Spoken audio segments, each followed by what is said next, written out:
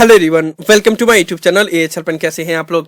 ये वीडियो आप सभी स्टूडेंट्स के लिए बहुत इंपॉर्टेंट होने वाला है, क्योंकि इस वीडियो में मैं आप लोग को एक बहुत महत्वपूर्ण जानकारी देने वाला हूं। आप सभी स्टूडेंट्स को पता है कि यूजीसी एक्सपर्ट कमेटी ने 24 अप्रैल को अपना रिपोर्ट यूनिवर्सिटी ग्रांट कमीशन को सबमिट कर दिया था। उसके बाद से सभी स्टूडेंट्स और सभी यूनिवर्सिटी को यूजीसी के फैसले का इंतजार था। यूजीसी ने फाइनली गाइडलाइंस जारी कर दिया है, जिसमें बहुत से महत्वपूर्ण फैसले लिए गए हैं, जिसके बारे में आप लोग को जानना बहुत जरूरी है। इसी टॉपिक के ऊपर हम इस वीडियो में बात करेंगे। आप लोग वीडियो को ध्यान से और कंप्लीट जरूर देख लीजिएगा। वीडियो पसंद है तो वीडियो को लाइक करना बिल्कुल मत भूलिएगा, और इसी तरह की ऑथेंटिक और ट्रस्टेड इंफॉर्मेशन पाने के लिए चैनल को सब्सक्राइब करना और बेल आइकन को प्रेस करना बिल्कुल मत भूलिएगा। और किसी भी तरह के डाउट के लिए आप लोग मुझे कभी भी कॉल करके अपना डाउट क्लियर कर सकते हो। ज्यादा इंफॉर्मेशन के लिए कि कैसे कॉल करना है, ऊपर कार्ड में दिया वीडियो का लिंक चेक करें, उसे आपको समझ में आ जाएगा। सबसे पहले हम लोग बात कर लेते हैं यूजीसी की तरफ से जो फैसला लिया गया उसके बारे में। उसके बाद से हम लोग बात करेंगे कि इसका इंपैक्ट इग्नू के ऊपर कैसे पड़ेगा। मैं आप लोग को बता दूं कि जो भी इंफॉर्मेशन मैं आप सभी स्टूडेंट्स के साथ शेयर कर रहा हूं वो ऑफिशियली रिलीज कर दिया गया है। उसका लिंक मैंने डिस्क्रिप्शन में दे दिया है। अगर कोई स्टूडेंट्स चाहे तो यूजीसी एक्सपर्ट कमेटी के द्वारा जो रिपोर्ट पेश किया गया है उसका भी लिंक मैंने डिस्क्रिप्शन में दे दिया है। आप लोग चाहें तो पढ़ सकते हैं। बहुत लंबा रिपोर्ट है, 10 पेज का रिपोर्ट है, लेकिन अगर आप लोग चाहें तो पढ़ सकते हो। लिंक डिस्क्रिप्शन में दिया हुआ है। अब हम लोग जो प्रेस रिलीज किया गया उसके बारे में बात कर लेते हैं, और जो गाइडलाइंस इशू किया गया है उसके बारे में बात कर लेते हैं। जो गाइडलाइंस इशू किया गया है वो एचआरडी मिनिस्टर के प्रेजेंस में इशू किया गया है कल 29 अप्रैल को। अब इसमें 4 महत्वपूर्ण बातें रिकमेंड की गई है सभी यूनिवर्सिटी को, सिर्फ इग्नू को नहीं, जितने भी हिंदुस्तान में यूनिवर्सिटी है सभी को ये रिकमेंडेशन इशू की गई है। लेकिन ये रिकमेंडेशन बताने से पहले मैं एक और लाइन आप लोग को बताना चाहूंगा जो कि इस गाइडलाइंस में बहुत इंपॉर्टेंट है। वो ये है कि guidelines are advisory in nature. That means कि ये जो भी गाइडलाइंस या जो भी रिकमेंडेशन दिया गया है यूजीसी की तरफ से, ये एडवाइजरी है, एडवाइजरी इन नेचर है। ये कंपलसरी यूनिवर्सिटी को नहीं बोला गया है कि आपको लागू करना ही होगा। ये यूनिवर्सिटी के ऊपर डिपेंड करता है कि वो चाहे तो ये सभी रिकमेंडेशन को लागू कर भी सकता है, लागू नहीं भी कर सकता है। वो अपने सिचुएशन के हिसाब से देख के इसको लागू कर सकता है या नहीं कर सकता है। ये एडवाइजरी इन नेचर है, ठीक है, कंपलसरी नहीं बोला गया है। अब जो मेन रिकमेंडेशन किया गया उसके बारे में बात कर लेते हैं। 4 पॉइंट है, चारों पॉइंट को अच्छे से डिस्कशन करते हैं। ध्यान से सुन लीजिएगा। पहला जो पॉइंट है वो है इंटरमीडिएट सेमेस्टर स्टूडेंट्स के लिए, और दूसरा पॉइंट है टर्मिनल सेमेस्टर स्टूडेंट्स के लिए। अब इन दोनों का मतलब क्या हुआ? देखो, इंटरमीडिएट सेमेस्टर मतलब होता है फाइनल सेमेस्टर और फर्स्ट सेमेस्टर को छोड़ के जितने भी सेमेस्टर के स्टूडेंट्स होते हैं उनको इंटरमीडिएट सेमेस्टर स्टूडेंट्स बोला जाता है। जैसे कि 5th semester, 4th semester, 3rd semester या 2nd सेमेस्टर के स्टूडेंट्स को हम इंटरमीडिएट सेमेस्टर स्टूडेंट्स बोलेंगे। और वो सेमेस्टर जिसको पास करने के बाद आपका कोर्स कंप्लीट हो जाता है उसको हम टर्मिनल सेमेस्टर स्टूडेंट्स या फाइनल ईयर के स्टूडेंट्स बोलेंगे। ये रिकमेंडेशन में सबसे इंपॉर्टेंट पॉइंट वही है, 2 नंबर पॉइंट, जिसमें ये बोला गया है कि टर्मिनल सेमेस्टर स्टूडेंट्स या फाइनल ईयर के स्टूडेंट्स का एग्जामिनेशन जुलाई में कंडक्ट किया जाएगा। फिर से आप लोग सुन लीजिएगा, वो सभी स्टूडेंट्स जो फाइनल ईयर में है उनका एग्जामिनेशन जुलाई में कंडक्ट किया जाने वाला है।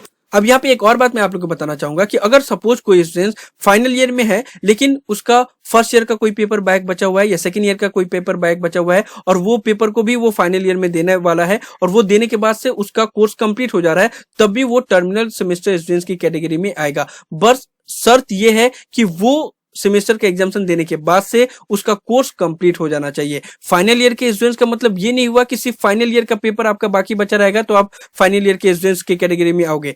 अगर आप बस वो एग्जामिनेशन देने के बाद आपका कोर्स कंप्लीट हो जा रहा है तब भी आप लोग टर्मिनल सेमेस्टर स्टूडेंट्स की कैटेगरी में आएंगे। अगर आपका बैक पेपर बचा हुआ है तब भी वो दे दो, बस वो सेमेस्टर कंप्लीट होने के बाद से आपका कोर्स कंप्लीट हो जाना चाहिए। तो वो सभी स्टूडेंट्स का एग्जामिनेशन जुलाई में होगा। ये क्लियर हो गया। अब बाकी जितने सेमेस्टर के स्टूडेंट्स बचे हुए हैं, जैसे 5th semester, 4th semester, 3rd semester और 2nd सेमेस्टर, उनका एग्जामिनेशन कब होगा, उनका मार्क्स किस तरीके से मिलेगा, तो उसके बारे में 1 नंबर पॉइंट पे बोला गया है। ठीक है। अब उनका 2 तरीका है, या तो जितने भी इंटरमीडिएट सेमेस्टर स्टूडेंट्स हैं उनका एग्जामिनेशन होगा जुलाई में, और या फिर उनको इंटरनल असेसमेंट और प्रीवियस सेमेस्टर के मार्क्स के ऊपर उनको ग्रेड दे दिया जाएगा और उनको प्रमोट कर दिया जाएगा। तो यहाँ पे 2 कंडीशन है। ठीक है। यही चीज आप लोग को कुछ वीडियोस में देखने को मिला होगा जहां पे ये बताया जा रहा है कि सिर्फ फाइनल ईयर के स्टूडेंट्स को ही एग्जामिनेशन देना है, बाकी किसी को एग्जामिनेशन देने की जरूरत नहीं है। लेकिन ये इनकम्प्लीट इन्फॉर्मेशन है। वहां पे जो कंप्लीट इन्फॉर्मेशन वो ये है कि सिर्फ उन्हीं स्टूडेंट्स को एग्जामिनेशन नहीं देना है जिनके स्टेट में कोविड-19 का जो सिचुएशन है वो बहुत खराब है, जहां पे केसेस बहुत ज्यादा है,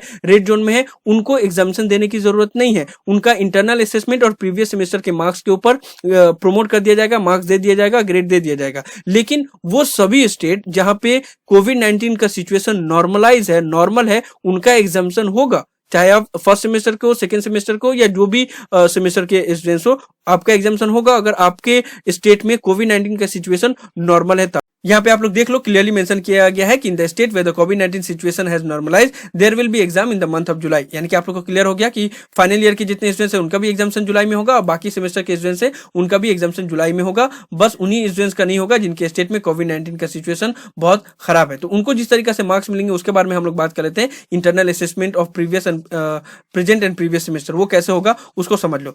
आप लोगों ने देखा होगा जो रेगुलर यूनिवर्सिटी के स्टूडेंट्स हैं वहां पे मिड सेम होता है, यूनिट टेस्ट होता है, वहां पे जितने भी मार्क्स आपको मिलते हैं उसका 50% काउंट होगा और आप अभी जिस सेमेस्टर में हो उसके प्रीवियस सेमेस्टर में जितने भी मार्क्स आपने लाया होगा उसका 50% काउंट होगा। इन दोनों को मिला के आपको मार्क्स दे दिया जाएगा। मिड सेम और यूनिट टेस्ट में जितने मार्क्स लाए हैं उसका 50% और जो प्रीवियस सेमेस्टर में आपने मार्क्स लाए हैं उसका 50%। अब वो कैलकुलेट होकर आपका मार्क्स ऐड कर दिया जाएगा। अब इग्नू के जितने भी स्टूडेंट्स हैं तो वहां पे तो मिड सेम होता नहीं है, यूनिट टेस्ट होता नहीं है, सिर्फ असाइनमेंट होता है। तो असाइनमेंट का आपका असाइनमेंट में आपने जितना भी मार्क्स लाया होगा उसका 50% मार्क्स ऐड कर दिया जाएगा और जो प्रीवियस ईयर में प्रीवियस सेमेस्टर में आपने जितना मार्क्स लाया होगा उसका 50% मार्क्स ऐड कर दिया जाएगा। अब यहाँ पे आप लोग को ये सवाल आ रहा होगा कि मान लो अगर कोई स्टूडेंट फर्स्ट सेमेस्टर में है तो फर्स्ट सेमेस्टर में है यानी कि वो पहली बार एग्जामिनेशन दे रहा है या फर्स्ट ईयर का है तो पहली बार एग्जामिनेशन दे रहा है तो उसका प्रीवियस सेमेस्टर तो होगा नहीं। तो वहां पे ये बोला गया है कि अगर कोई स्टूडेंट पहला ईयर में है और उसका भी स्टेट में ऐसा सिचुएशन है, कोविड-19 का बहुत ज्यादा सिचुएशन खराब है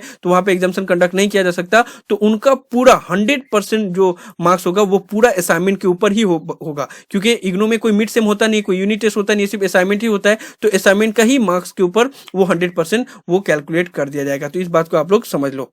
यहाँ पे एक और इंपॉर्टेंट बात बताया गया है जो कि आप लोग को जानना बहुत जरूरी है। आप लोगों में से बहुत सारे स्टूडेंट्स ऐसे होंगे जिन्होंने अपना फर्स्ट ईयर का असाइनमेंट बहुत अच्छे से नहीं सबमिट किया होगा या फिर अपना मिड सेम अच्छे से नहीं दिया होगा, यूनिट टेस्ट अच्छे से नहीं दिया होगा और यहाँ पे रूल बना दिया गया कि आपका यूनिट टेस्ट और मिड सेम के ऊपर ही 50% मार्क्स आपको ऐड कर दिया जाएगा। तो वो सभी स्टूडेंट्स के लिए तो नाइंसाफी होगा क्योंकि उनको तो पता नहीं था कि ऐसा भी सिचुएशन आने वाला है। तो वैसे सभी स्टूडेंट्स को एक और मौका भी दिया जाएगा, अगर वो चाहें तो अपना मार्क्स को इंप्रूव भी कर सकते हैं नेक्स्ट सेमेस्टर के एग्जामिनेशन में। If the students wishes to improve the grade, he or she may appear in the special exam for sub subject during next semester. ठीक है, तो इस बात को आप लोग ध्यान रखना कि जिसका भी मार्क्स ऐड हो रहा है चाहे 100% हो या 50% हो, चाहे मिड सेम से हो या यूनिट टेस्ट से हो, अगर वो अपने मार्क्स से सेटिस्फाइड नहीं होगा तो वो दोबारा इंप्रूव भी कर सकता है, उसके लिए भी नेक्स्ट सेमेस्टर में एग्जामिनेशन दे सकता है। ये क्लियर हो गया। दूसरा बात ये आ रहा है कि यहाँ पे बोला गया है कि जो एग्जामिनेशन का जो टाइमिंग होगा उसको 3 आवर से 2 आवर किया जाएगा। ठीक है,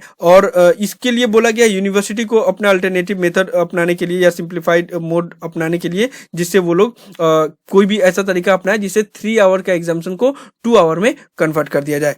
और कुछ पॉइंट के ऊपर बात कर लेते हैं। प्रैक्टिकल एग्जामिनेशन और वाइवा का एग्जामिनेशन वो स्काइप के थ्रू यूनिवर्सिटी कंडक्ट करवा सकता है या अदर मीटिंग एप्लीकेशन के ऊपर कंडक्ट करवा सकता है, जैसे कि जूम एप्लीकेशन है, गूगल हैंगआउट का एप्लीकेशन है, वहां से भी कंडक्ट करवाया जा सकता है। पीएचडी और एमफिल के स्टूडेंट्स का भी वाइवा उसी तरीके से कंडक्ट किया जाएगा, यानी कि स्काइप पे या गूगल हैंगआउट से या जूम या कोई भी वीडियो कॉन्फ्रेंसिंग एप्लीकेशन के जरिए किया जा सकता है। लेकिन एमफिल और पीएचडी के स्टूडेंट्स को 6 मंथ का एक्सटेंशन पीरियड भी दिया जाएगा। उसके बाद से एकेडमिक कैलेंडर के बारे में बताया गया, जिसको आप लोग नोट डाउन कर सकते हो, लिंक डिस्क्रिप्शन में दिया हुआ है। वहां पे सिर्फ इंपॉर्टेंट डेट और कुछ इंपॉर्टेंट गाइडलाइंस दी गई है जो कि आप लोग इजीली पढ़ सकते हो। ठीक है, उसको समझाने की जरूरत नहीं है। अब हम लोग बात कर लेते हैं कि इग्नू के ऊपर इसका क्या इंपैक्ट पड़ेगा, ये रिकमेंडेशन का, और कौन कौन से जो मेन रिकमेंडेशन है उसको इग्नू एक्सेप्ट कर सकता है। ठीक है, यहाँ पे हालांकि बोला गया कि एडवाइजरी नेचर है, यानी कि इग्नू के ऊपर पूरा डिपेंड है। पहली बात ये समझ लो कि इग्नू ओपन यूनिवर्सिटी है। इग्नू का रूल और रेगुलर यूनिवर्सिटी का रूल में बहुत डिफरेंसेस है। ठीक है, जो रेगुलर यूनिवर्सिटी है वो तो सारे रिकमेंडेशन को मोस्ट प्रोबेबली मान लेंगे, लेकिन इग्नू में थोड़ा सा दिक्कत होगा। सेकेंड नंबर कॉलम, थर्ड और फोर्थ, ये तो इंप्लीमेंट हो जाएगा। फाइनल ईयर के स्टूडेंट्स का एग्जामिनेशन जुलाई में होगा, ये इग्नू में एक्सेप्ट हो जाएगा मोस्ट प्रोबेबली। इग्नू में कोविड-19 सेल का भी कंस्टिट्यूट कर दिया जाएगा। जो भी स्टूडेंट्स का एग्जामिनेशन कैलेंडर या एकेडमिक कैलेंडर को लेकर जो भी डाउट होगा वो सॉल्व हो सकता है। तो ये 2, 3, 4 में तो कोई दिक्कत नहीं है। जो पहला वाला जो कॉलम है उसको इंप्लीमेंट करने में बहुत दिक्कत है, और खासकर जो इंटरनल असेसमेंट और प्रीवियस सेमेस्टर के ऊपर जो किया गया है। क्योंकि देखो, इंटरनल असेसमेंट को जो डिफाइन किया गया, इसमें बोला गया है कि जिस तरीके का भी एग्जामिनेशन रेगुलर यूनिवर्सिटी लेता है। तो अब बहुत रेगुलर यूनिवर्सिटी में तो मिड सेम होता है, यूनिट टेस्ट होता है, उसके ऊपर वो लोग इंटरनल असेसमेंट में मार्क्स दे देंगे, लेकिन इग्नू में तो सिर्फ असाइनमेंट होता है, और सिर्फ असाइनमेंट के ऊपर इतना वेटेज रखना ये बहुत दिक्कत हो जाएगा, क्योंकि फर्स्ट ईयर के स्टूडेंट्स के लिए तो 100% वेटेज रखा गया है। अब क्या होता है, इग्नू में आप लोग को बेहतर पता है कि असाइनमेंट जिस तरीके से आप लोग लिखते हो उस तरीके से मार्क्स मिलता नहीं है। कभी कोई स्टूडेंट को बहुत अच्छा भी मार्क्स मिल जाता है, बहुत खराब भी मार्क्स मिलता है। तो ऐसे में अगर जिसको बहुत अच्छा मार्क्स मिलता है उसके लिए तो अच्छा है, 100% पूरा कैलकुलेट हो जाएगा, लेकिन जिसको खराब मिलता है उसके लिए दिक्कत होगा, क्योंकि 50% वेटेज भी बहुत ज्यादा है सिर्फ असाइनमेंट के ऊपर। तो अब ये इग्नू के ऊपर डिपेंड करता है कि ये जो असेसमेंट बोला गया है वो इग्नू इंटरनल असेसमेंट को किस चीज के ऊपर काउंट करता है और इसके ऊपर इसको इंप्लीमेंट करता है या नहीं, क्योंकि ये इग्नू के ऊपर डिपेंड है कि वो इसको एक्सेप्ट करेगा या नहीं, या इसके अलावा और क्या उपाय लगाता है, या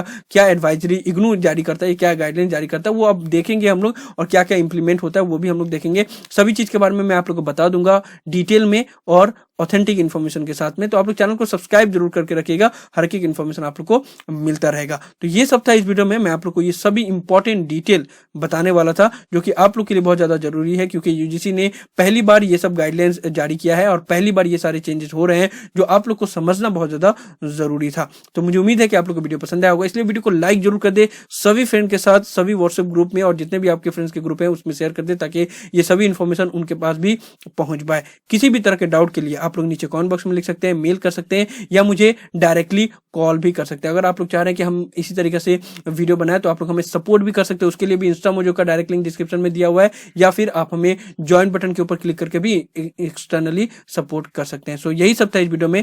thank you so much for watching this video. Have an awesome day. Thank you so much.